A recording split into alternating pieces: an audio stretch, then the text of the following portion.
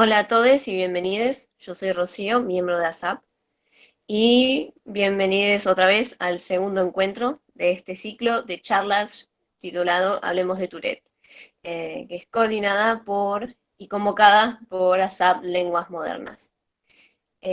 Hoy nos van a acompañar los siguientes profesionales que van a dar esta maravillosa charla.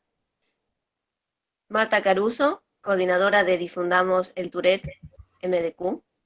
El doctor Mariano Palá, médico pediatra, psiquiatra infanto-juvenil y que se desempeña en el Hospital Intersonal Especializado Materno-Infantil en la práctica privada y ha participado de numerosos congresos referidos a la salud mental de niños y adolescentes. Augusto Pozzi, docente de educación especial desde el 2017, que nos acompaña en la difusión. Y el licenciado Adrián Recalt, licenciado en psicología, que trabaja en el ambiente privado y ha participado en charlas y congresos referidos al espectro autista. Espero que esta charla sea muy enriquecedora para ustedes y, por supuesto, que las disfruten. Muchas gracias, Rocío. Entonces, Adrián, te escuchamos y gracias. Gracias, Marta. Cuando nos pusimos a planificar a ver cómo íbamos a hacer la presentación, hablé mucho con Marta, usamos muchos mensajes y se nos ocurrió hacer la presentación como si fuera un conversatorio. Creo que esa idea surgió porque nos pareció que era más acorde con el posicionamiento que este tipo de cuestiones requieren y lo que nos demanda la realidad, digamos.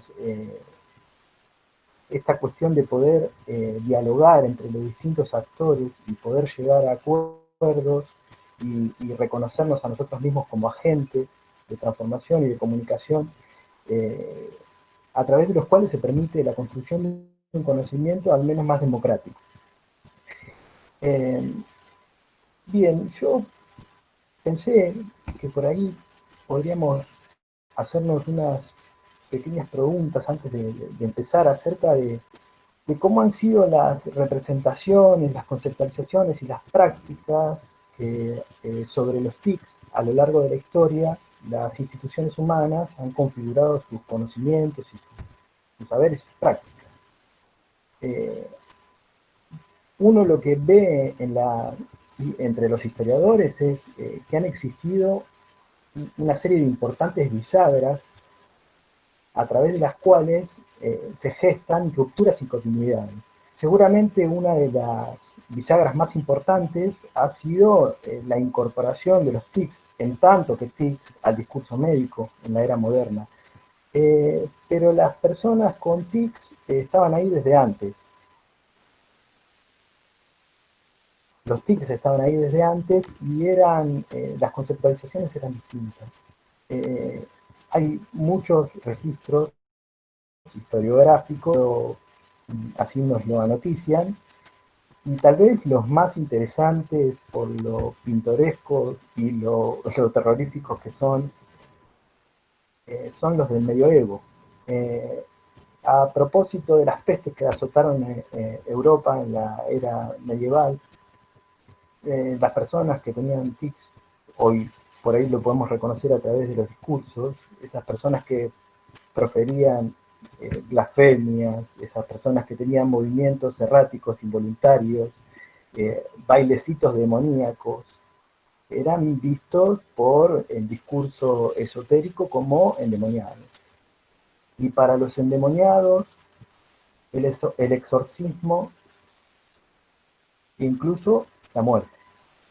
Afortunadamente ha corrido mucha agua a lo largo de la historia, muchas bisagras se han abierto, y estamos hoy, hace un tiempo ya tal vez, en las puertas de una nueva bisagra que se abre, que tiene que ver con la confluencia de un montón de agentes que empiezan a participar en la configuración de los discursos y de las conceptualizaciones y las prácticas. Ya no es más la iglesia solamente la que participa, ya no es más el saber médico, sino que también hay una fuerte participación de las organizaciones sociales, de las ONG, de los grupos de padres, las escuelas, los docentes, las mismas personas tienen mucho por decir. Y se ve avisorar en el horizonte una serie de nuevas herramientas para poder pensar la realidad que parecen ser nuevas bisagras, a través de las cuales seguramente se filtren algunas continuidades, pero que hacen ruido a ruptura. Una de ellas, seguramente, tal vez una de las más importantes, es la idea de neurodiversidad. También es la idea de condición. Cuentan que hace un tiempo un importante psicólogo y médico, importante, digamos, por los aportes que ha hecho y por su lucha, el señor se llama Simon Baron Cohen, en medio de una conferencia preguntó a los oyentes que levantaran la mano a ver a quién le gustaba que le dijeran trastornado. Y no levantó la mano nadie. Entonces convidó a pensar algo que ya empezaba a hacer ruido, que es la idea de condición, la idea de neurodiversidad. Hemos preparado algunas preguntitas para hacer circular entre las personas que hoy vamos a estar hablando. ¿Cómo estás, Mariano? Adrián, ¿cómo estás? ¿Cómo están Muy bien, todos? Mariano. Muy bien. Mariano, ¿qué es el DSM? El DSM es un manual que usamos en salud mental, que es de la Sociedad Americana de Psiquiatría, y donde engloba todos, digamos, los diagnósticos que utilizamos en lo que es salud mental. Está basado en criterios, ¿sí? Y a veces es muy taxonómico, determinados criterios hacen un diagnóstico, si no cumple esos criterios no hacen un diagnóstico. Las personas exceden por mucho a criterios, ¿sí? Entonces lo que suele suceder a veces es que es difícil ajustarse estrictamente a esos manuales, ¿sí?, de criterios específicos. Como decía, las personas exceden a eso y a veces aparece algo que es que los chicos principalmente tienen un poquito de unos criterios, de un diagnóstico, un poquito de otros criterios de otros, y se empieza a mezclar un poco de todo esto. Pero el DSM en realidad está bien en que hace que todos hablemos del mismo idioma, y determinadas situaciones que engloban criterios hacen a un diagnóstico y más o menos podemos saber de qué estamos hablando. Como organizador funciona bien, pero en la práctica la verdad es que es acotado y las personas exceden a estos criterios. Entonces, como resumen de qué es el DSM, es un marco en donde nos basamos en el DSM, en el salud mental, donde ahí se hacen criterios que si tiene determinados criterios, hacen un diagnóstico. Está bien, porque va a hacer que hablemos más o menos de lo mismo, pero después lo que nos va a pasar en la práctica es que a veces las personas no se engloban tan estrictamente en esos diagnósticos y se empiezan a entremezclar, a veces hay líneas que no están muy claras, principalmente en todo lo que es el neurodesarrollo. Muy bien. Mariano, hablando de neurodesarrollo y DSM, el tema que nos convoca hoy, Tourette, los criterios para diagnosticar médicamente un Tourette, ¿se encuentran en el DSM? Y están en el DSM, y cuando hablamos de Tourette, hablamos básicamente de tics, ¿no? Los tics se pueden clasificar de diferentes formas. Tradicionalmente son clasificados en motores, fónicos. Motores es cuando músculos, ¿sí?, para hacerlo, por ejemplo, un parpadeo, y fónicos son cuando se utiliza, cuando son sonidos o tipo de respiraciones, ¿sí? O se utiliza el diafragma para hacer sonidos generalmente. Entonces son tics motores y tics fónicos. Esa es la clasificación, una de las que hay, ¿sí?, más tradicionales. Otra también es clasificarlos en el tiempo que están. Pueden ser transitorios o pueden ser crónicos, ¿sí? Y dentro de esto también te decía antes, de motores o fónicos, también pueden ser simples o complejos. Simples, cuando es implicado un solo grupo muscular, por ejemplo, vuelvo al mismo ejemplo, pestañear, o complejos, cuando ya hay un grupo muscular interviniendo, por ejemplo, un pestañeo seguido de fruncir la nariz y de dar un beso. Esto es un tic más complejo.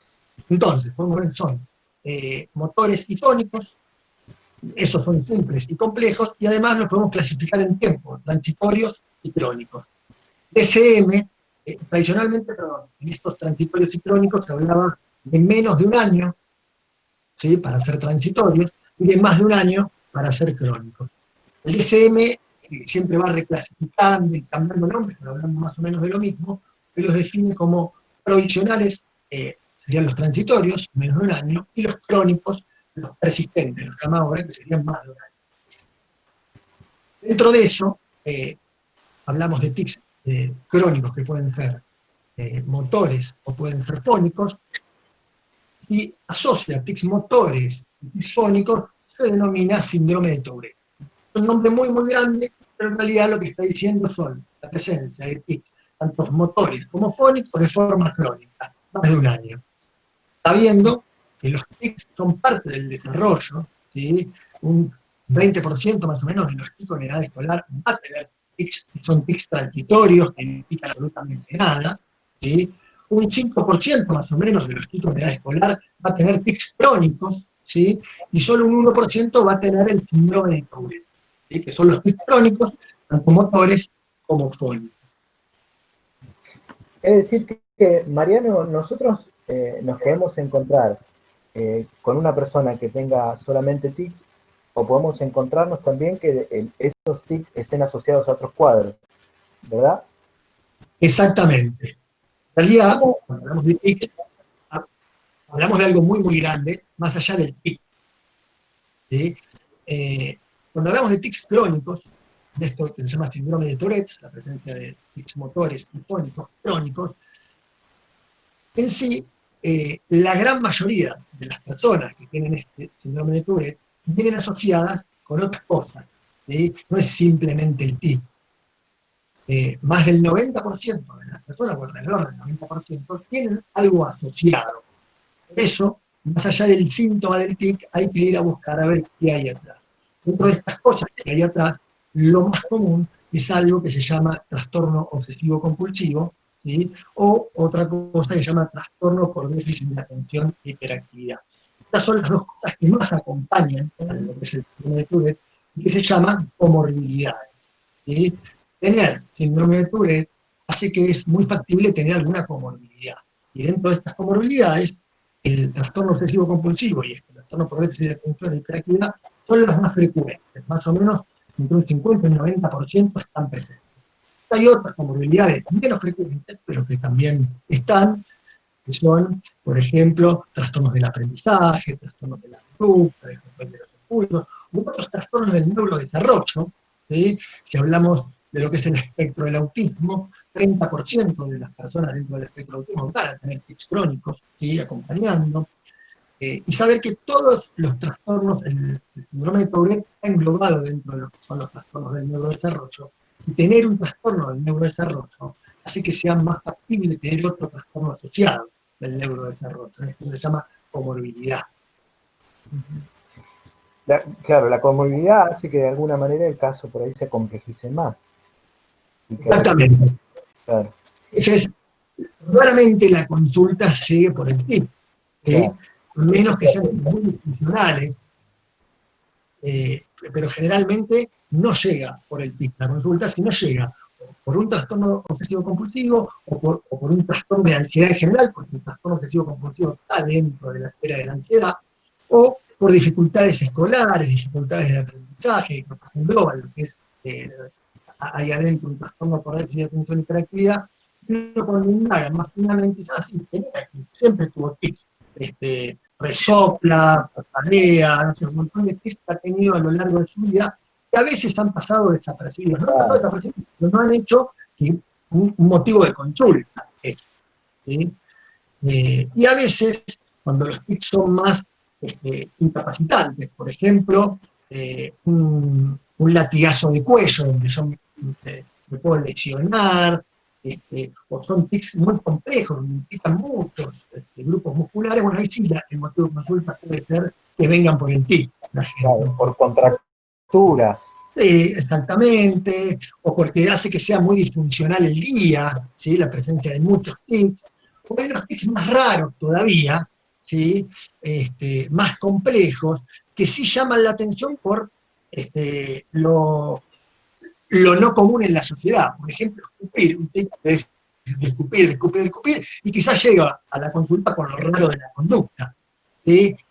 O hay tics más raros todavía, que son decir malas palabras, decir palabras de índole sexual, o hacer gestos de índole sexual, y eso hace que lleguen a la consulta por el tic, pero es lo más infrecuente de esas cosas, ¿sí? Generalmente no llegan a la consulta por el TIC, pero uno indagando lo encuentra. Una cosa importante, perdóname, si llega a la consulta por el TIC, es muy importante ir a buscar lo que hay atrás, ¿sí? Porque, como les decía, más o menos el 90% tiene algo asociado. Entonces, yo tengo tics crónicos, motores, mofónicos, bueno, sospechar que atrás hay algo. Solo un 10 o un 15% es solo eso. Así que lo más probable es que encuentre algo más atrás. Vos sabés, Mariano, a propósito de algo más, en la biografía, además de los cuadros de los que nombraste, suele estar también muy documentado la cuestión de la ansiedad por separación, la ansiedad social, la ansiedad generalizada según la etapa del desarrollo de la persona. Es común, Mariano, encontrar en consultas chicos con TIC que aparte tienen niveles de ansiedad bastante altos. Sí, totalmente, por dos motivos. Uno, por toda esta esfera de la ansiedad que está afectada, ¿sí? En muchas cuestiones del neurodesarrollo. El trastorno obsesivo compulsivo va a la cabeza, en lo que es la comorbilidad de todo esto, pero el trastorno obsesivo compulsivo, si bien no es un trastorno puro hoy de lo que es la ansiedad, sí está muy relacionado. Generalmente, el trastorno obsesivo compulsivo viene asociado a cuestiones de otra índole, pero de la ansiedad misma. Entonces, la ansiedad está muy limitada en todo esto. Esto por un lado. Pero por otro lado, también la consecuencia de vivir constantemente con tics o con algo asociado, como puede ser un trastorno obsesivo compulsivo, o un TDAH, o lo que fuera, que me entorpece mi funcionamiento diario, y yo tengo insight de esa situación, yo me doy cuenta que estoy entorpecido, ¿sí? Que quiero hacer algo y no lo puedo hacer de esa manera, que no funciono como yo quisiera, eso hace que yo empiece a tener autoestima baja y que empiece a tener síntomas de ansiedad como consecuencia de mi vivencia diaria. ¿Sí? La dificultad en la vivencia diaria hace que aparezcan síntomas de ansiedad asociados. Y depende de la edad donde nos encontremos, la ansiedad se manifiesta de diferentes maneras. La ansiedad de separación se ve a los 5, 6, 7 años, eso se va a transformar en la adolescencia en una ansiedad social, ¿sí? Va mutando la ansiedad como manifestación primordial, pero es todo dentro de la misma bolsa de ese estado ansioso. La ansiedad es un estado de hiperalerta, ¿sí? En vez de estar relajado, estoy hiperalerta. Estoy hiperalerta, empiezo a percibir un montón de cosas que habitualmente uno no las percibe, y es como estar a la defensiva o con una alarma totalmente encendida todo el tiempo, y eso hace que el día a día sea muy cansador y termine con muy cansado, con mucha irritabilidad esa persona o ese chico que transcurre su día con mucha ansiedad.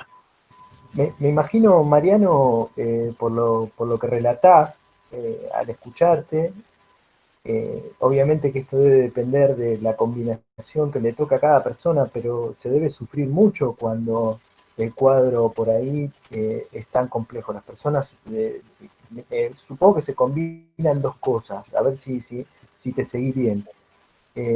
Las dificultades de que por sí genera el cuadro, más la toma de conciencia de la situación en la que uno queda. Supongo que también hay toda una cuestión asociada al estigma que genera esto de lo que vos hablabas. Mariano, en tu experiencia clínica, cuando una persona tiene una condición, eh, por ahí, también incluso saliéndonos de pensar solamente los TIC, cuando una persona tiene una condición que tiene que ver con la neurodiversidad, y que tiene mucho insight y se da mucho cuenta de su situación y que por ahí no logra insertarse socialmente, eso puede generar aún una dificultad añadida, como puede ser algún sentimiento más parecido a la depresión o la tristeza muy profunda o ese tipo de cosas. Totalmente. Yo te puedo hablar también de un camino evolutivo de una persona dentro de esto. ¿Sí? No es raro que estas personas, a los 5 o 6 años, se evidencie claramente lo que es un trastorno por déficit de atención y hiperactividad, ¿sí? Son los primeros años escolares, más allá que el TDAH, el trastorno por déficit de atención y hiperactividad, puede tener una parte muy impulsiva e hiperactiva que desde muy temprano genera ruido en el venir de ese chico, pero sin duda en los primeros años escolares una persona, un chico con un déficit de atención se va a notar, ¿sí? Entonces es común que a los 5, 6, 7 años se haga un diagnóstico de TDAH. Los tics generalmente empiezan un poquito después, ¿sí? Empiezan a los 7, 8, un poco más grande, 9, 10. Los tics generalmente pegan un estallido en la etapa peripuberal, ¿sí? Después de eso, entrando en la adolescencia, a los 11, 12, 13 años, inicie lo que es el trastorno obsesivo compulsivo, y ese devenir de, entre comillas, fracaso de mi vida diaria, hace que ya después, en una adolescencia tardía o en una vida adulta temprana, esa persona termine con ansiedad o con depresión. Lo primero es todo parte del neurodesarrollo.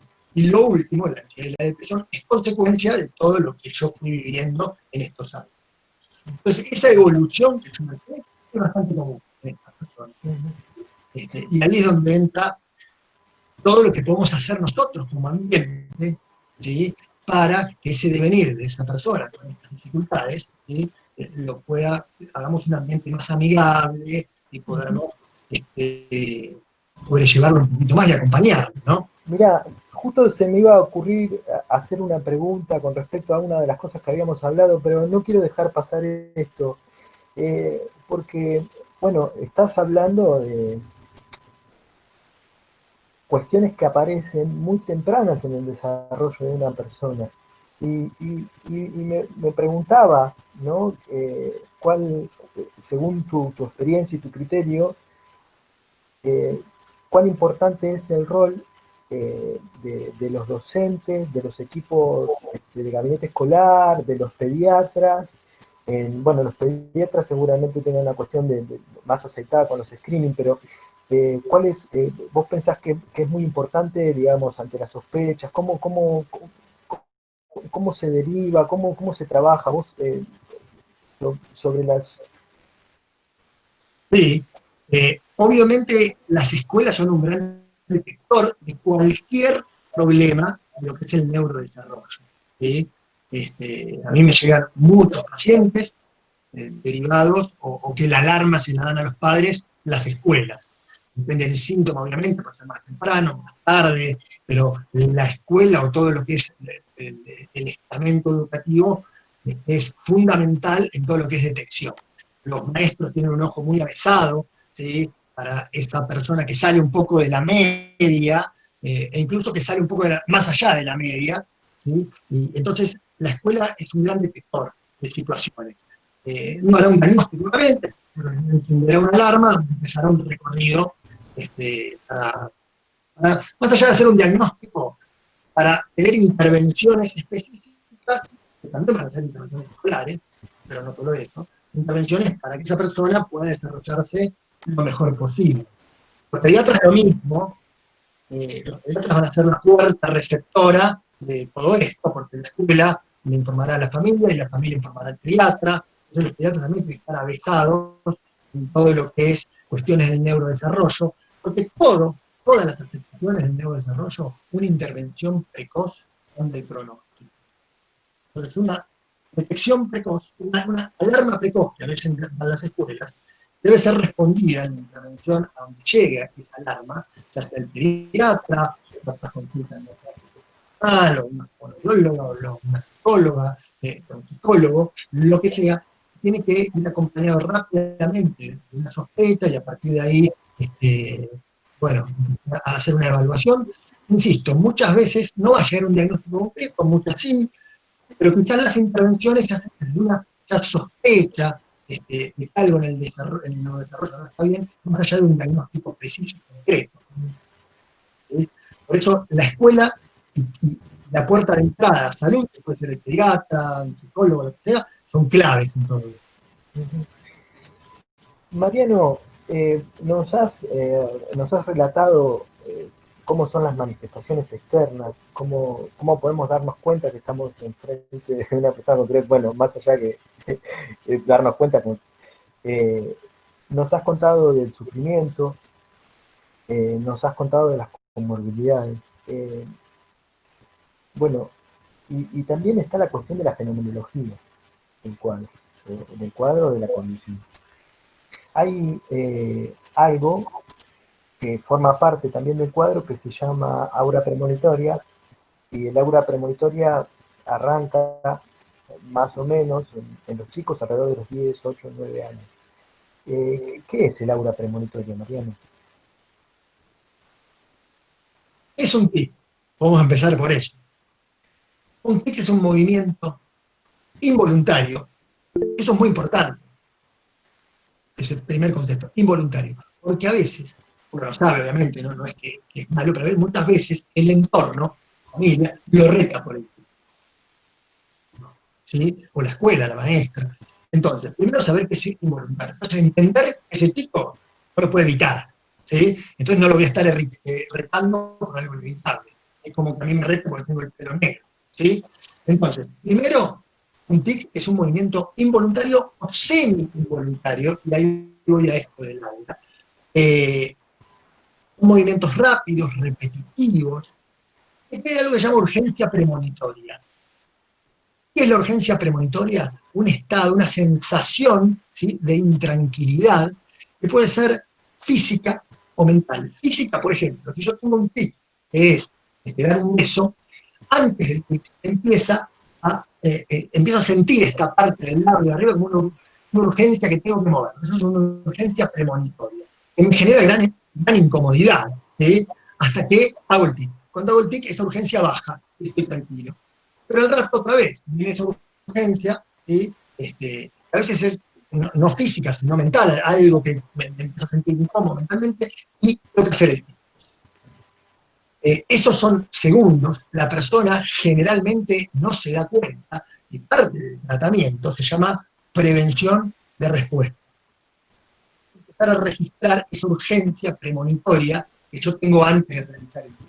¿Sí? Y una vez que detecto esa urgencia premonitoria, que no es fácil, es un trabajo complejo, es quizás buscar estrategias para dilatar la respuesta. Porque esa urgencia premonitoria está unos segundos, un minuto como mucho, y desaparece.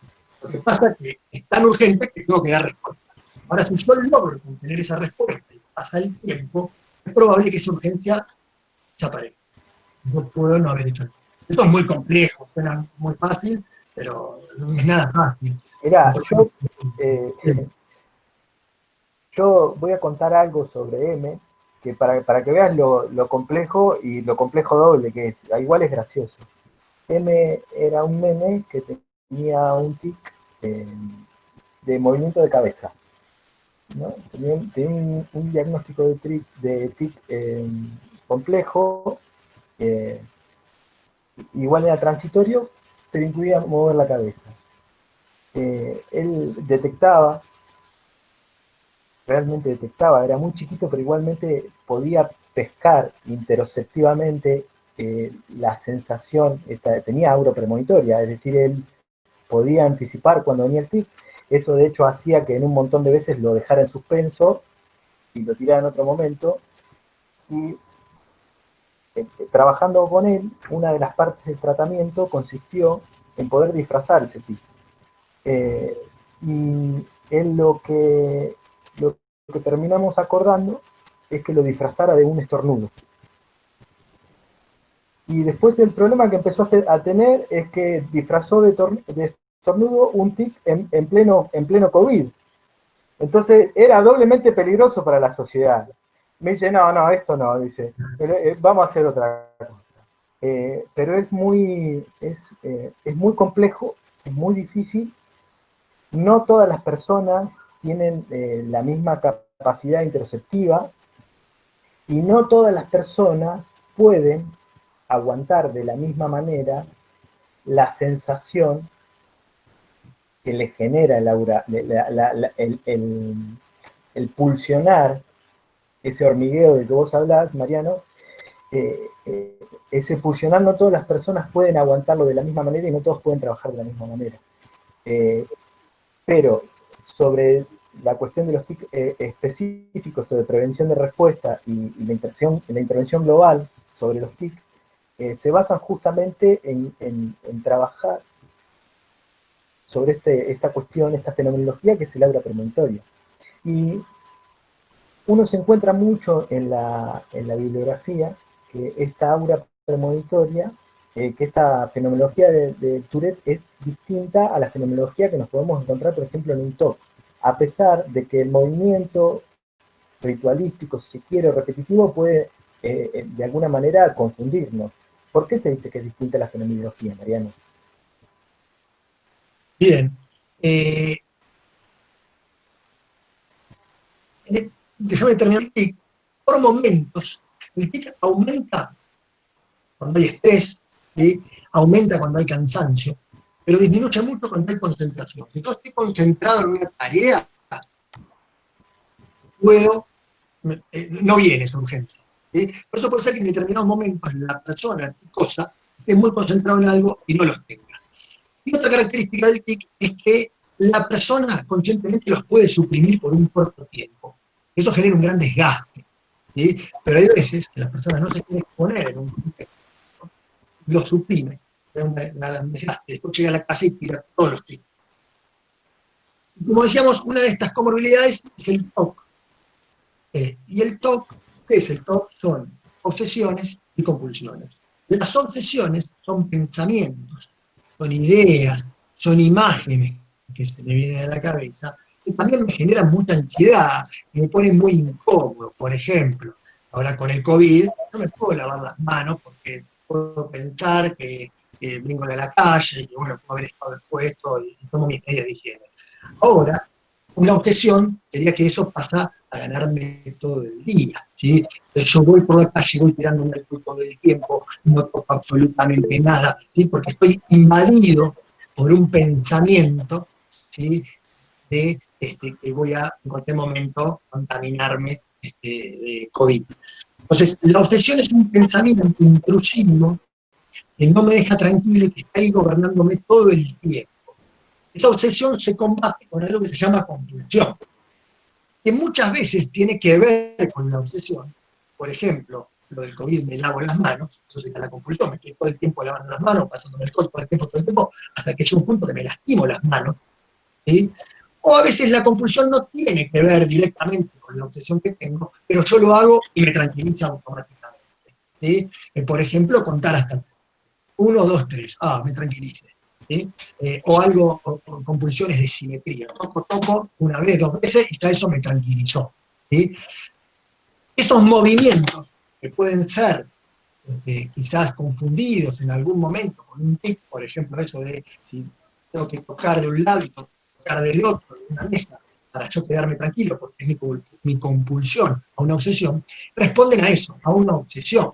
¿Sí? Entonces, en el TOC, el movimiento ese compulsivo que puede simular un tic está respondiendo a otra cosa, a una obsesión que es un pensamiento que la persona es consciente de ese pensamiento, a diferencia del aura premonitoria del tic, que es algo insignificante que aparece en unos segundos, lo hago y listo, y esto es una idea que está rumiando en mi cabeza constantemente.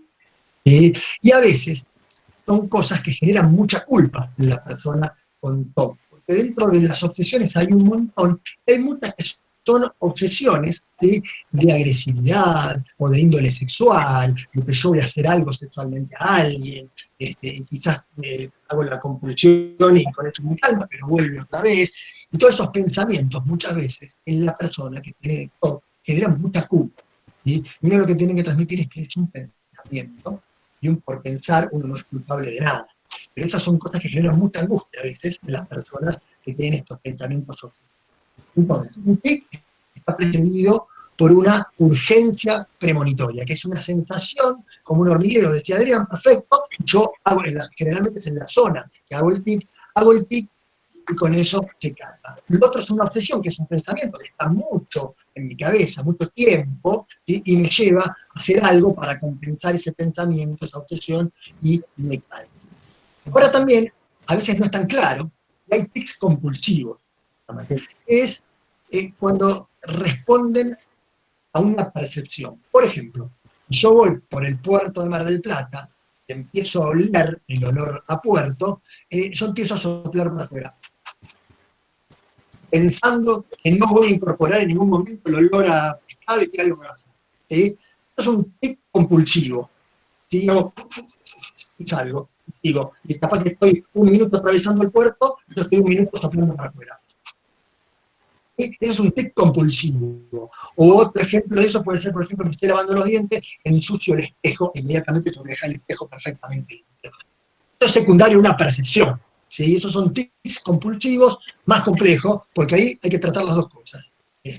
Pero bueno, a la pregunta de Adrián, el tic responde a una urgencia premonitoria, la compulsión, que sería lo parecido al tic en el TOC, responde a una condición, a un pensamiento obsesivo, que generalmente la persona tiene insight de ese pensamiento. A veces en chicos chiquitos no es tan claro ese insight, no es que ellos lo registran tan fácilmente, pero generalmente se suele registrar ese pensamiento como, sí, la verdad, estoy de más, pero no lo puedo evitar. Bueno, nos podemos encontrar evidentemente con un montón de combinaciones y una cuestión extremadamente florida y más o menos compleja según cada caso. Una vez que los pacientes llegan a tu consulta, que por ahí vos llegás a un diagnóstico, a un juicio diagnóstico ya más firme, ¿cómo procedes? ¿Cómo procede la terapéutica? ¿Cuál es la indicación, Mariano? Muy buena pregunta, porque para todo es esto, pero para el TIC o para el síndrome de Tourette también es básico. Es que la gente entienda lo que pasa. ¿Sí? Lo que se llama psicoeducación.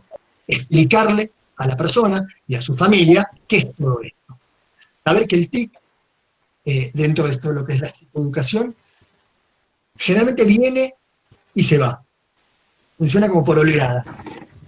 Si hoy hay un montón de tics, bueno, se puede trabajar con lo que lo desencadena, con el exógeno, para trabajar esto que hablábamos de alto puede tener y prevenir la respuesta, o dar, como decía Adrián, ese poquito que hacía el torneo, el tip, ¿sí? Si yo, el tip es hacerme así, bueno, una respuesta es ponerme los brazos abajo de los hombros, en las axilas, entonces yo no puedo tocarme la cabeza todo el tiempo. Compito con algo que no puedo hacerlo. Pero bueno, a lo que iba Adrián, lo primero que hay que hacer siempre es psicoeducar. ¿Sí? Decirle esto que yo les decía, porque muchas veces pasa que los padres los retan a los chicos por lo ¿sí?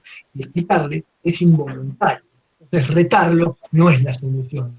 Al contrario, retarlo quizás lo pone más nervioso ese chico y se pone más picoso aún todavía. ¿Sí?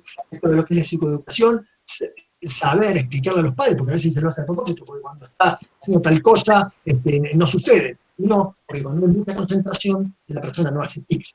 ¿Sí? O lo que decimos, fuimos a tal lugar y en tal lugar no hizo tics. No, porque por cortos periodos lo puede suprimir, pero genera un gran desgaste. ¿Sí? Entonces, volviendo a tu pregunta, Adrián, lo básico es la psicoeducación, ¿sí? Poder entender qué pasa y trabajar con el doctor. ¿Sí? Y a partir de ahí, depende de la intensidad, bueno, o las comorbilidades que tenga, hay un montón de variables. ¿Sí?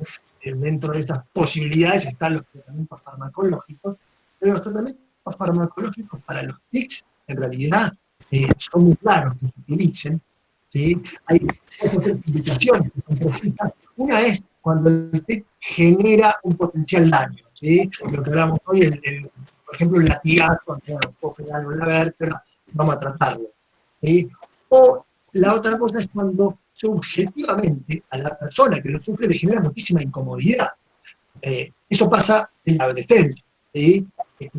Quizás no quiero una reunión social con mis amigos porque hago tics, me expongo, me cargan, me hacen bullying, entonces no voy. ¿Sí? Esa persona subjetivamente está sufriendo mucho, entonces amerita un tratamiento quizás farmacológico acompañado de todo lo otro, ¿no? Pero son las únicas, digamos, indicaciones precisas para lo farmacológico. Después que un chico tenga tics, no necesariamente va a requerir un tratamiento farmacológico. Obviamente, vamos a ver la comorbilidad que hay atrás, porque a veces la comorbilidad amerita un tratamiento específico a esa comorbilidad. Generalmente se trata primero la comorbilidad y por último el síndrome de Tourette, ¿sí? Más que nada desde lo farmacológico.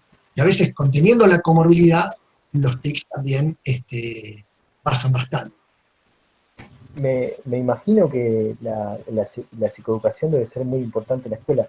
No solamente me lo imagino, sino que también forma parte de mis prácticas, el juntarnos con las personas de los gabinetes, con la gente de la escuela, donde hay algún chico con una condición neurodiversa, a charlar sobre de qué se trata el cuadro, y después, algo más difícil todavía, es cómo es la manifestación de ese cuadro en ese nene que es único y repetible, con unas características únicas, y que tienen que ver no solamente con el cuadro, sino que también tienen que ver con su personalidad. Y hablando de la escuela, Augusto, ¿cómo estás? Esperá que veo. Ahí se te apagó. ¿Ahí me escuchan? Ahí está prendido. Sí, te Vamos escucha todavía. perfecto. Augusto, ¿cómo andas? Sí. Bien, ¿cómo Bien. están todos? Y hablando de la escuela, ¿cómo es la acogida en la escuela de un chico, de una chica con síndrome de Tourette, con una condición neurodiversa? ¿Cómo es la acogida? ¿Cómo se los recibe? A ver, te voy a cambiar la pregunta. Voy a empezar. Me quedé el otro día con todo lo que contaban tanto los testimonios de Andrés como de todas las mamás que estuvieron participando. Y me llamó mucho la atención algunas cosas que se repiten, ¿no? Es que me lo anoté como todo maestrito, ¿viste? Me hago el apunte. Que, por ejemplo, la escuela le producía a los chicos dolor, en algunos casos, le producía ansiedad, se le producía el desorden, bullying, y hasta en un momento dijeron que el nene, en este tiempo de pandemia, estaba mejor sin ir a la escuela, ¿no? Con lo cual viene ahí la pregunta que me hacía con respecto a lo que me decías recién. ¿Cómo lo recibimos en la escuela? ¿Qué pasa que en las escuelas los chicos sufren todas estas cuestiones? Y me animo a... Estaba pensando recién lo que decía el doctor Mariano, y te lo voy a llevar del campo de la psiquiatría y la psicología a la literatura. Si me permiten, les voy a leer un pedacito muy cortito de un texto que seguramente conocen, que es del Principito de Saint-Exupéry, que en un momento el Principito se encuentra con un rey, ¿no? Y al rey, estaban hablando, ¿no? Y le dice el rey: si ordenara a un general volar de flor en flor como una mariposa, o escribir una tragedia, o transformarse en ave marina, y el general no obedeciese, ¿de quién sería la culpa? ¿Mía o del general? Y de usted, dijo con firmeza el Principito. Exactamente. Solo hay que exigir a cada quien lo que cada uno puede hacer, continuó el rey. Esto lo relaciono con lo que decían recién. Muchas veces me parece que estamos intentando que el chico o la chica que llega a la escuela, especialmente que está, como dijiste vos, es una persona única, irrepetible, distinta a todas. Bueno, queremos que encaje en un sistema, en un aula, en un orden con determinadas pautas, que en realidad a lo mejor ese chico no puede obedecer como el general. Él necesita otro espacio, otro entorno, otra mirada, y muchas veces nosotros tratamos de como meterlo en caja. Hago esta salvedad. Ha evolucionado desde que yo empecé a trabajar hace como 30 años atrás, ha evolucionado mucho la escuela con respecto al tema de la inclusión de los chicos. Pero me parece que todavía tenemos, y esto lo planteo como preguntas a hacernos y a reflexionarlas, ¿no?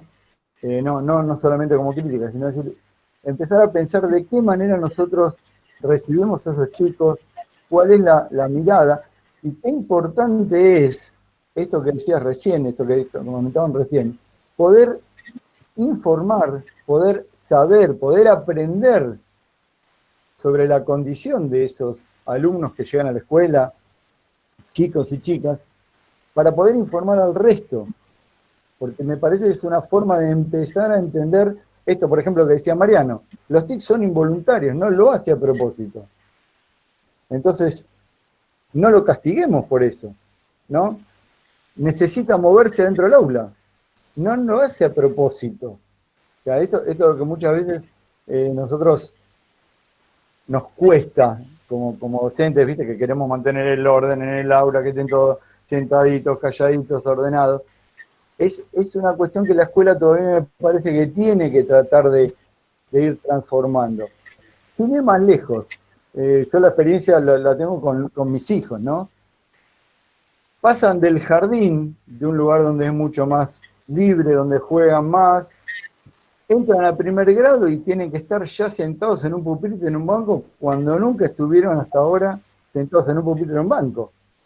Imagínate, para un nene que pasa de los 5 a los 6 años a tener esta experiencia, ¿cómo se va a sentir un chico que además necesita otra mirada, necesita otro espacio, necesita otro entendimiento para poder incorporarse como parte de ese grupo? O sea yo creo que, bueno, sí. O sea que con respecto a lo que estás hablando, Augusto, hubo un momento de mi vida que a mí me parecía que cuando por ahí nos poníamos a charlar con los docentes, de algunos de los alumnos o con las maestras y maestros especiales, un arsenal de suerte de consejos estándar universales para desarrollar adaptaciones universales era un arma increíble. Después me di cuenta que no. Y una vez a vos y a Marta los escuché hablando de algo que me interesó mucho, yo no sé si tenés ganas de contarlo, ¿cuál es la diferencia entre una vivencia de inclusión y un proyecto de inclusión? A ver, desde los papeles hay un montón de posibilidades de hacer un buen proyecto, proyectos maravillosos de inclusión, que tiene que ver incluso con documentos que hay de la provincia de Buenos Aires, donde explican claramente, hay un documento del 2017, donde explica claramente que lo que hay que tratar de adaptar son los currículums y no los alumnos. Marta, yo no sé si puede poner la imagen esa de caja y espiga que tenemos.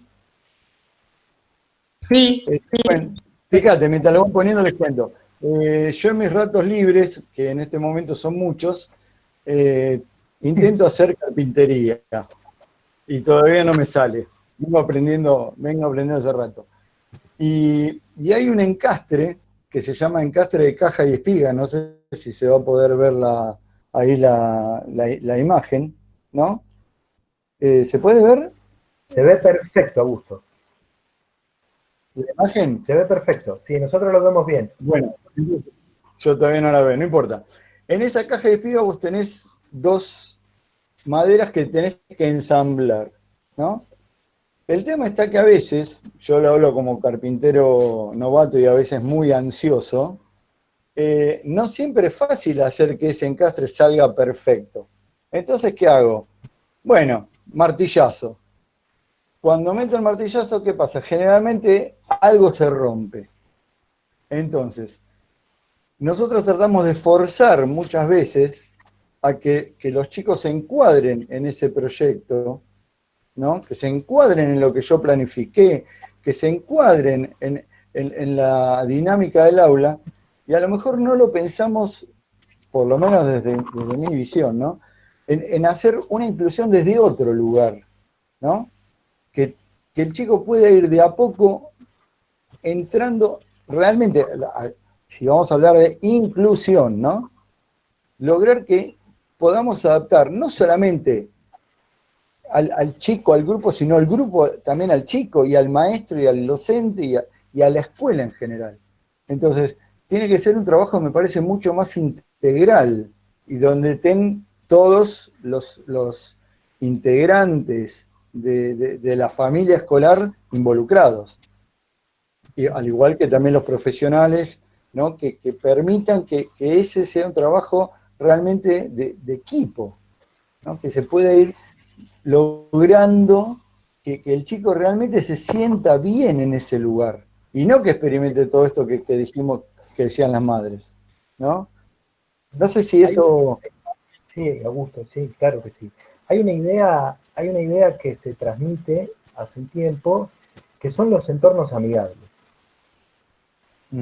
Como contraposición a la exigencia acérrima a exigir que el que se tiene que adaptar es la persona con condición disímil o diversa. Entonces, la idea de entorno amigable, que es una idea que circula mucho entre las personas con condición de espectro autista, me parece que de alguna manera tiene algo de este espíritu. Si bien por ahí no se puede trasladar automáticamente a la idea de vivencia e inclusión, en principio me parece que registra como algo fundamental el respeto verdadero, el verdadero respeto por la diversidad. Y verdaderamente acordamos que vamos a respetar la diversidad, por ahí no nos tendríamos que poner muy fanáticos de hacer que se adapten a este entorno que hemos creado neurotípico. Claro. En y además, principio. sí, Sí, no, y te agrego algo más. Y esto, bueno, salgo un poco en defensa a veces de las maestras, ¿no? Yo creo que a veces la institución, ¿no? Tiene una serie de normas y pautas que, si bien los maestros, las maestras son capaces de generar estos entornos, a veces están tan obligadas, ¿no? A mantenerse dentro de lo que dice la directora, y lo que dicen los inspectores, y lo que dicen los más que están más arriba, que no se permiten lograr esto. Porque, por ejemplo, yo escuchando el otro día a las mamás, dice, el chico tiene la carpeta desordenada. No le pidamos carpeta. ¿Cuál es el problema como docente de si no veo la carpeta? Hoy en día, como decía bien, me lo puede mandar, lo puede hacer en la computadora si quiere. Se puede llevar la computadora al aula y escribirlo en la computadora en el aula. Y si no lo puede escribir, que no lo escriba. A lo mejor el aprendizaje, a lo mejor ese chico nos puede dar una clase magistral, no sé, de ciencias, sin haber escrito 2 palabras. Y otros pibes a lo mejor escriben 25 hojas re prolijitas, en re linda letra, y no pueden crear o no pueden inventar nada nuevo. Entonces, si ese chico necesita salir del aula, ¿por qué no va a poder salir? Ah, no, está en hora de clase. Bueno, habrá que buscar la persona dentro de la escuela que en ese rato lo pueda acompañar. El periodo de atención es más corto. Bueno, que el periodo de atención de ese chico dentro del aula sea más corto. Porque si tenemos las herramientas como docente, como bien decía Mariano, la maestra tiene que tener entrenado el ojo, digamos. Entonces vos ves que no puede determinada cosa, no se la exijamos. Y a Perdón. veces después también... Sí. No, por favor, también. No, pensaba, ya que plantearon una dinámica dialógica, me permito opinar en relación a lo que decía una de las chicas también en el chat, que dice, bueno, muchos directivos nos piden que tengamos a los chicos sentados y que ya el dispositivo escuela está pensado, bueno, que hay muchas cosas para repensar ahí. y las mamás contaban la vez pasada del miedo, de todas estas cuestiones que se juegan, y no es solamente, creo, como educadora, que les pasa a las personas con diversidad funcional o con algún diagnóstico, lo que sea, sino que es una manera hoy por hoy ya de habitar la escuela, ¿no? Para cualquier persona, cualquier adolescente sobre todo, ya sabemos, digamos, que no es un lugar siempre amoroso, y las disputas que se dan entre padres, madres, familias, directivos, inspectores, currículum, que todo eso impacta en nuestra formación como docentes y en nuestra práctica como docentes, hace muy, muy difícil, primero que podamos captar la media y después que podamos atender a la diversidad. Lo digo, digamos, desde una autocrítica y también pensando en la formación que tuve y como decía la otra vez, como exalumna con diversidad funcional en toda mi formación de grado, en mi formación en la escuela, en el jardín. Es muy complejo y es cierto lo que dice Augusto, que tenemos que pensarlo entre todos, así que esto me parece un espacio, pero bueno, hay que hacer estos pequeños pasitos también. No, yo lo que decía de lo que dice la maestra, claro, es muy cierto. Porque por eso digo que es una cuestión que tenemos que plantearnos, ¿no? Y yo creo que por ahí lo podemos empezar a plantear de abajo para arriba, ¿no? Porque se puede hacer. El tema es lograr los acuerdos necesarios entre, por ejemplo, bueno, agarremos una escuela, en la institución, para que esta práctica no sea una cosa, uy, qué raro, sino que sea una cosa más normal. Obviamente que no quiero entrar en la problemática que tenemos en las escuelas, que decir, bueno, aulas superpobladas, como decías recién, no se puede atender a la gran mayoría, menos podemos atender a la diversidad. Bueno, pero muchachos, pongámonos las pilas, se puede hacer. Se reducirá la cantidad de alumnos. Seguro, se puede. Lo que digo es que a veces esta falta de diálogo, ¿no? Que vos decís, bueno, a mí me encantaría dejarlo que vaya dando vuelta, pero la directora, o si el padre después la madre. Entonces, este miedo que hace a los vínculos en la escuela, hace que sea un lugar mucho menos amoroso, ¿no? Para mí es absolutamente posible. Y todo lo que dije iba en la línea de lo que decían ustedes, quizás no se entendió. Sí. No, se entendió. Pero además me parece que estamos perdiendo una cosa de foco, que nuestro objetivo principal es ese alumno, esa alumna, ese chico. Nosotros estamos para él.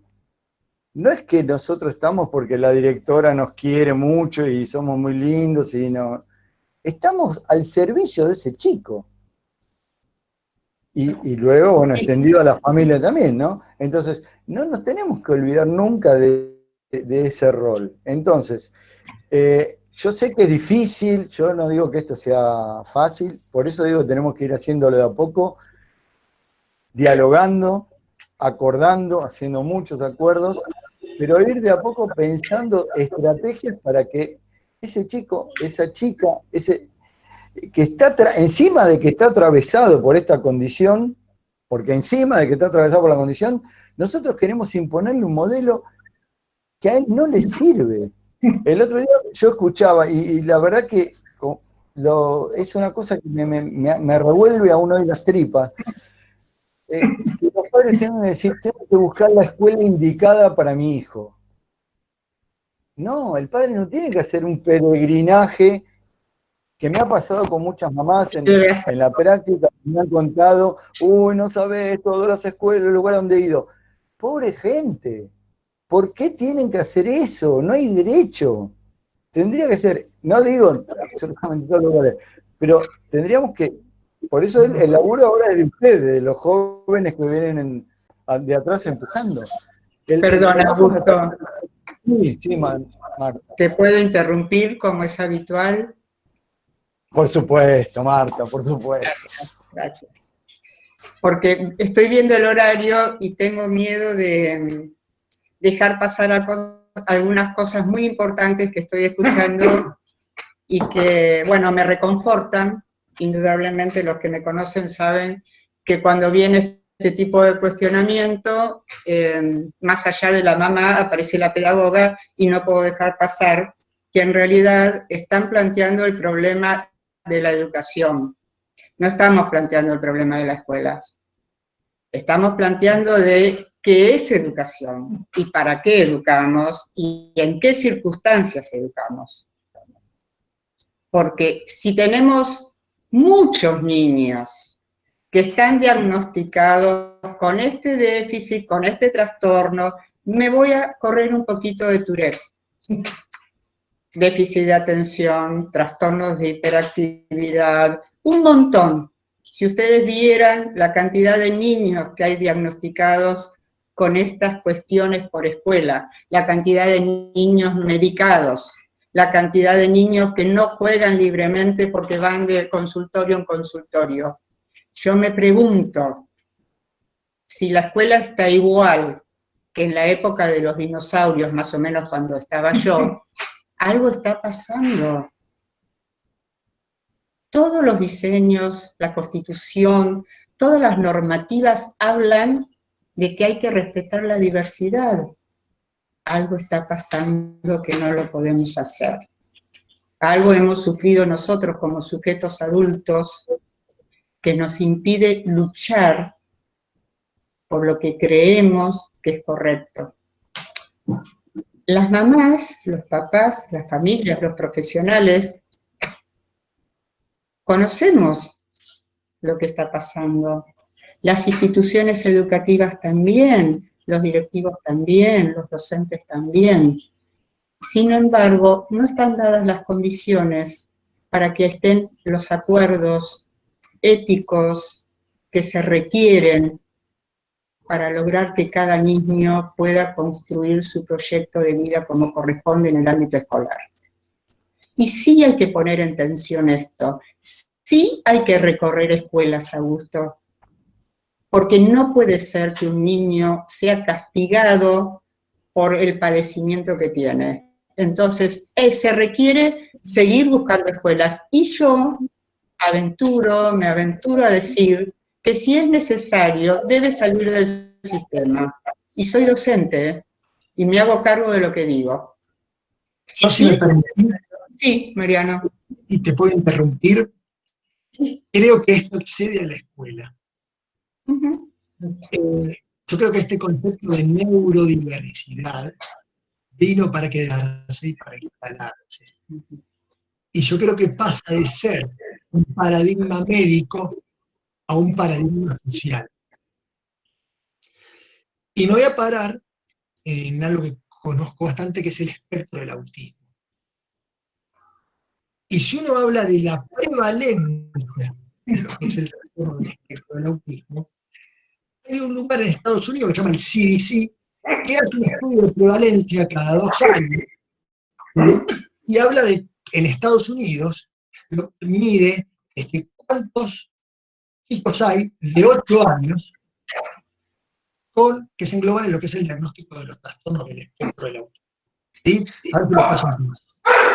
Es un lugar muy reconocido, o sea, las prevalencias del autismo, hay mucha discusión, hay un montón de lugares, pero el CDC de Estados Unidos es un lugar sumamente reconocido en lo que es prevalencia del autismo. Y es un estudio cada 2 años, engloba a 8 estados de Estados Unidos y hace el estudio de a los 8 años, ¿cuántos chicos hay con trastornos del espectro del autismo? En 2002 había un chico en 156. ¿Sí? Hoy hay uno en 68. Más allá de este aumento, podemos ver un montón de causas, no es a lo que yo traigo que si en el 2002 había un chico de 8 años en 156 chicos cumplía para un diagnóstico de trastorno del espectro autismo, ese chico habría nacido, pues, no soy tan bueno en matemáticas, en el 94. ¿No? Hoy tendría 26 años, ¿puede ser? Más o menos. Vale, 26, 27 años. Hoy tenemos un adulto de 156 que tiene un trastorno del espectro del autismo. y medimos que hoy hay 1,68, pongámosle que eso es medio exagerado, y tenemos una prevalencia de un 1%, que toma 1 de cada 100. ¿Sí? Entonces ya no estamos hablando solo de algo de lo que es la infancia, porque hay muchos estudios ahora sobre adultos con condición del espectro del autismo, son muchos, porque si en el 2002 había unos 56, hoy hay personas cercanas a los 30 años, unos 156 que están dentro del espectro del autismo. Y son gente, los estudios que muestran, que no tienen trabajo, que les cuesta mucho, ¿sí? Que sufren mucho, ¿sí? Entonces, esto ya no es un paradigma médico, sino es un paradigma social. Personas como personas, vaya la redundancia, tienen que trabajar, tienen que desarrollarse, ¿sí? Y el mundo no está capacitado y listo para eso. Esas personas terminan fuera, ¿sí? De lo que es el sistema laboral, personal. Entonces yo creo que la escuela es un reflejo de lo que está sucediendo a nivel social, mucho más amplio que la escuela. A la inversa. Y ese cambio de paradigma, obviamente, viene primero, y las adaptaciones vendrán después. Pero a mí me parece que estamos transitando ese cambio de paradigma, ¿sí? Y eso me parece a mí que es lo que está pasando con la escuela. La escuela queda a mitad de camino de un montón de chicos. Pero no podemos culpar a la escuela tampoco. No. Entonces, yo creo que no es solo la escuela, ¿sí? Y está bien que el chico busque la escuela o la familia más iguales, mejor que se puede desarrollar, pero yo creo que lo que hay que hacer es un cambio de paradigma que va más allá de la escuela, ya secundariamente la escuela. Coincido. No sé si me escuchan. No. Bueno, coincido, Mariano, que excede a la escuela.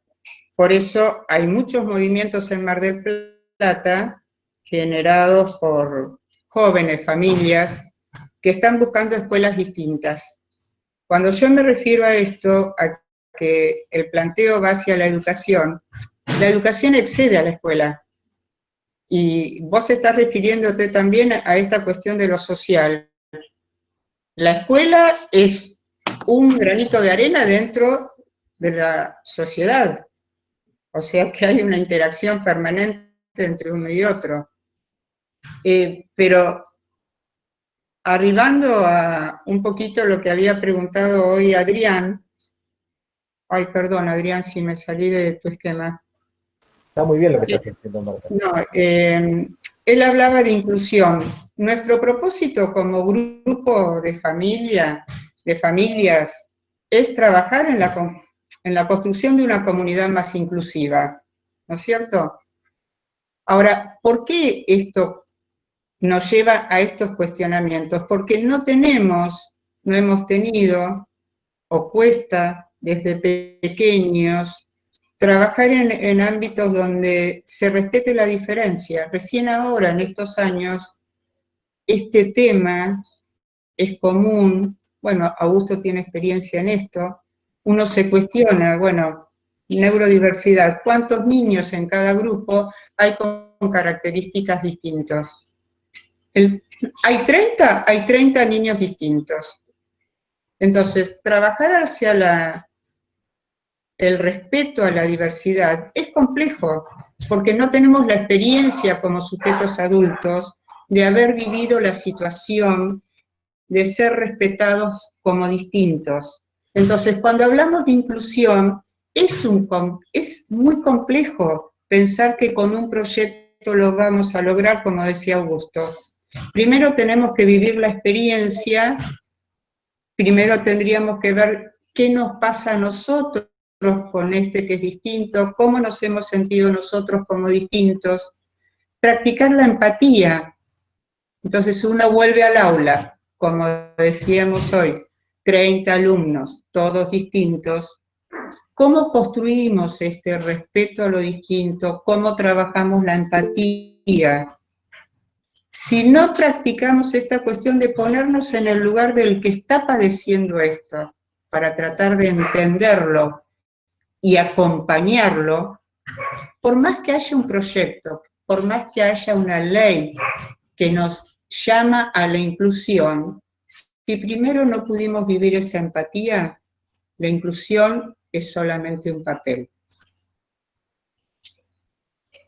Quizás estos encuentros a nosotros nos permiten compartir con ustedes esto, que más allá de Tourette, nuestro propósito es colaborar en la construcción de una comunidad más inclusiva, porque sí nos interesa el Tourette, que se conozca que hay un padecimiento, pero que es posible salir adelante, que es posible recibirse, que es posible, a pesar de ir a 1000 entrevistas, conseguir trabajo. Pero eso requiere de todos y todas las personas que nos rodean.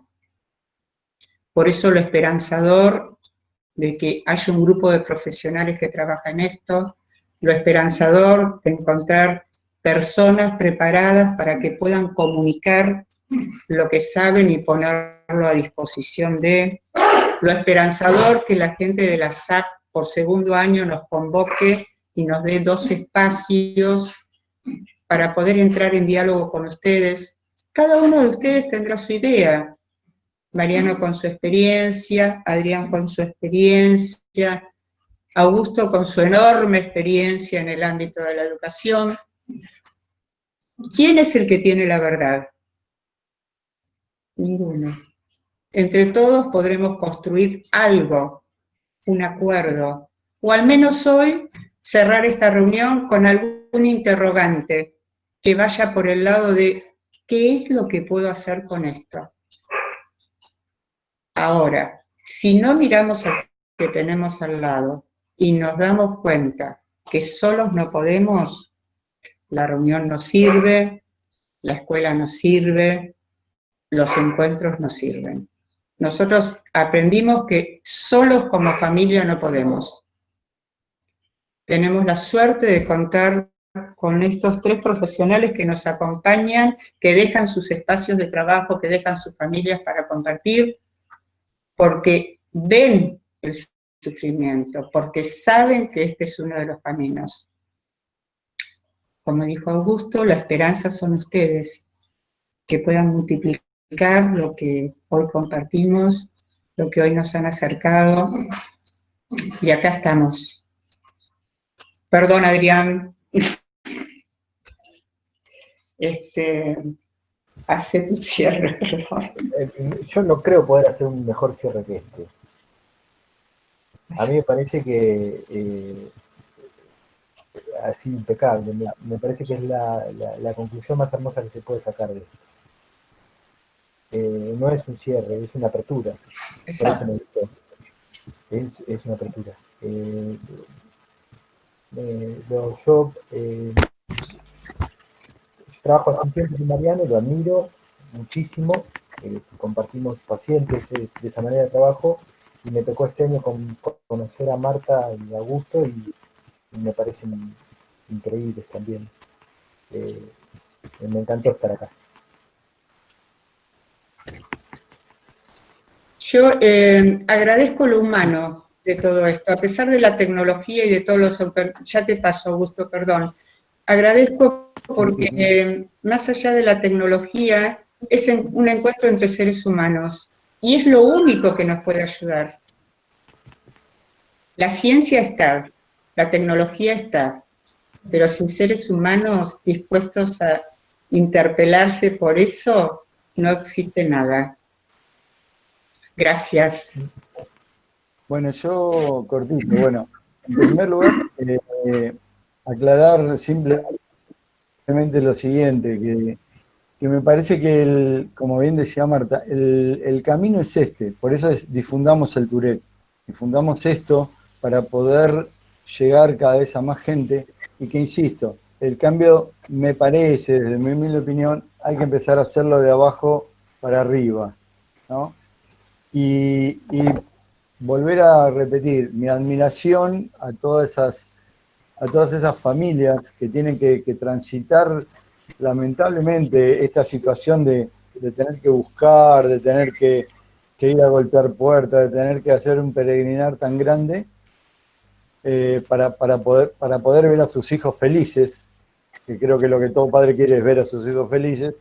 Entonces nuestra manera de ayudarlo me parece que es esta, ¿no? Encontrándonos, juntándonos, hablando, difundiendo, y aprendiendo, porque en la práctica, por lo menos hablo desde mí, y creo que lo compartimos todo, en la práctica, por lo menos en la práctica docente, al igual que en la vida, todos los días tenemos que estar pensando, repreguntándonos y aprendiendo de lo que cada día nos va dando, ¿no? Y este espacio me parece que es muy rico en eso. Así que bueno, muchas gracias por la invitación y bueno, a disposición. Muchas gracias. Desde ASAP les agradecemos un montonazo las palabras que acaban de decir y su presencia, pero aunque nos hayamos pasado un poquitito del tiempo estipulado, hay unas preguntas en el chat que estaría muy bueno si pueden responderlas, si pueden quedarse un ratín más, ¿será posible? Seba, te paso la palabra.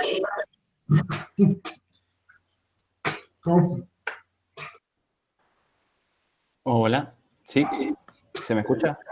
Sí, Ah, bueno, genial. Bueno, primero que nada, felicitarles por la charla que simplemente fue espléndida. A mí me pareció todo que quedó bastante claro, así que muchas gracias y felicidades. Felicidades de vuelta. Sí, más que nada tenemos situaciones. Dolores Smith Mendoza escribió, en el caso de mi hija comenzaron los tics motores hace un año. Y ahora, hace aproximadamente 2 meses, comenzó con los tics fónicos, carraspeos y tos. Tiene que pasar un año más para tener un diagnóstico de Tourette. Comenzó con 5 años y en 3 días cumplirá 7.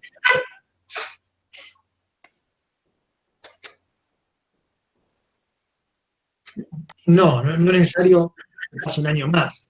Porque se habla en los criterios diagnósticos, pero insisto, son criterios para hablar más o menos de algo, ¿sí? Pero no nos vamos a ajustar estrictamente para todos esos criterios, ¿sí? Lo que hablan los criterios son de un año, por lo menos, de tics. Motores fónicos que pueden alternarse, no es de un año, 2 tics motores y uno fónico todo el año, sino puede estar uno, venir el otro, se va, como había dicho, van y vienen los tics. Bueno, más de un año de tics, hablamos de tics crónicos, y si hablamos de tics crónicos, ¿sí? Con más de un año podemos hablar de síndrome de Tourette, ¿sí? Pero insisto, eso hablan los criterios del DSM y está muy bien, y en eso nos pasamos, obviamente. Pero creo que una presencia de tics crónicos habla de estar atentos a ver qué está pasando con otras cosas también.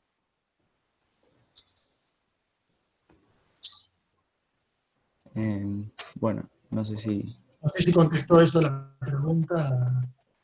Bueno, vamos a pasar a otras, así ahorramos más tiempo, si les parece.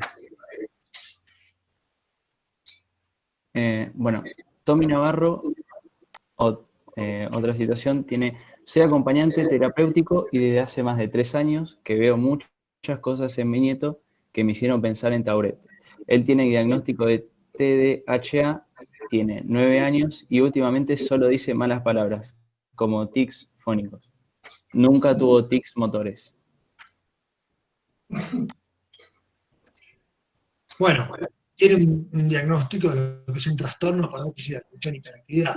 El TDAH por sí está asociado a tics, ¿sí? Mucho, y no necesariamente a un síndrome de Tourette completo, porque los tics son una comorbilidad muy frecuente como tics, nada más, y a veces, si cumplen estos criterios que hablamos, de duración y presencia de fónicos motores, se habla de síndrome de Tourette. Pero como decíamos, TDAH, el trastorno obsesivo compulsivo, el síndrome de Tourette, se entremezclan un poquito todos. Es más, esto no lo dije, pero hay como una, dentro de lo que es el trastorno obsesivo compulsivo, también es como algo heterogéneo, ¿sí? Y se habla como una especie de trastorno obsesivo compulsivo del neurodesarrollo, que se acompaña de TDAH y de síndrome de Tourette. En este caso, si tiene un diagnóstico de TDAH, bueno, el TDAH en sí se asocia al síndrome de Tourette, se asocia a tics sin llegar a ser un síndrome de Tourette. Después que a veces estar atento a los tratamientos, porque los tratamientos farmacológicos de lo que es el TDAH, a veces hay uno en esos, que es el metilfenidato, que puede potenciar tics. No es que no lo vamos a tratar con ese medicamento, ya hay tics, pero está bueno saberlo, ¿sí? Porque lo puede potenciar en el momento de acción del metilfenidato.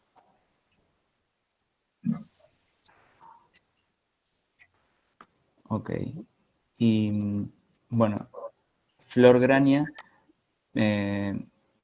pregunta, buenas tardes. ¿Hay algún estudio específico que se realice para diagnosticar Tourette? Mi sobrina tiene 11 años, hace ya 2 que tiene tics motores que van cambiando y en otros momentos realiza tics fónicos. Hace un tiempo habían disminuido, pero luego de una situación estresante incrementaron. ¿Querés contestar vos, Adrián? Bueno, sí, no hay un estudio, no hay un estudio específico, por ejemplo, no hay lo que se llama marcador biológico. Lo que es un diagnóstico clínico, no hay estudios, depende del juicio del clínico, del juicio en función de a qué criterio se ajuste ese diagnóstico. Lo que sí hay algunos instrumentos tipo test de medición que permiten por ahí tener un mayor caudal de información en términos de mayor especificidad sobre, por ejemplo, la cantidad de tics, la frecuencia, la combinación, la complejidad. Hay una escala, la escala de Yale, que se llama escala global de tics, o bueno, no recuerdo el nombre, que es extremadamente completa, que es la que usualmente se utiliza en los estudios a grandes escalas, estudios estadísticos, y que es una muy buena escala. Pero el diagnóstico en sí es un diagnóstico que depende del criterio clínico, criterio médico. Y sí es muy importante esto decirlo, más allá que, por ejemplo, los psicólogos y las psicólogas, por incumbencias, tengamos permitido diagnosticar, es muy importante que el diagnóstico sea confirmado por un profesional de medicina. Es muy importante porque es mucho más amplio el conocimiento que ellos tienen y las técnicas y las herramientas que tienen para el diagnóstico diferencial, ¿no? La cuestión de diferenciar si ese tic es un tic secundario a otro cuadro que está de base, que es también de neurodesarrollo, también es muy importante. ¿Sacaste sonido? Hola. Hola. Bueno, muchas gracias. Creo que serían todas las preguntas, no las situaciones que han comentado. No sé, ya para el cierre. Otra vez muchísimas gracias por todo. Gracias, Seba. Para dar un cierre final, queríamos nuevamente agradecer a quienes estuvieron presentes, a los profesionales por darnos su tiempo y hacer esta charla realmente interactiva e interesante, y por participar de esta nueva edición de las charlas con este objetivo de seguir difundiendo estos temas de los que tan poco se hablan. Esperamos que se lleven algo, que lo puedan utilizar en su vida, en las aulas, con las personas que conozcan, especialmente lo que estuvimos mencionando de la empatía. No necesariamente tienen que conocer a alguien con Tourette para poner en práctica lo que escuchamos acá. Creo que escuchamos un montón de cosas interesantes e importantes. Y las partes más técnicas, les queríamos dejar saber que los encuentros quedan grabados, tanto el anterior como este, y pueden acceder a ellos a través de un link que vamos a poner en nuestras redes, que si alguno de los 15 talleres pueden ponerlos por favor en el chat para que puedan acceder más fácilmente, tanto por Facebook como por Instagram. El material se lo vamos a mandar por mail, las respuestas a las preguntas que estaban en el formulario y otras que han quedado pendientes. Les pedimos también paciencia por los certificados, tenemos que esperar hasta que salga la OCA y pueden pasar bastantes meses. Y nada, que si están interesados en seguir escuchando estas cosas, está bueno tener estas experiencias. Estén pendientes nuevamente de nuestras redes, en donde vamos a estar compartiendo más charlas durante el próximo año posiblemente, porque bueno, este está por terminar, pero siempre hacemos cosas de este tipo que están muy buenos y nos ayudan a la formación no solamente docente, sino que también humana. Muchísimas gracias a todos y todas. Gracias. Gracias. Gracias. Gracias. Chao, hasta luego, nos vemos pronto. Gracias, Meli. Gracias. Hasta luego. Gracias.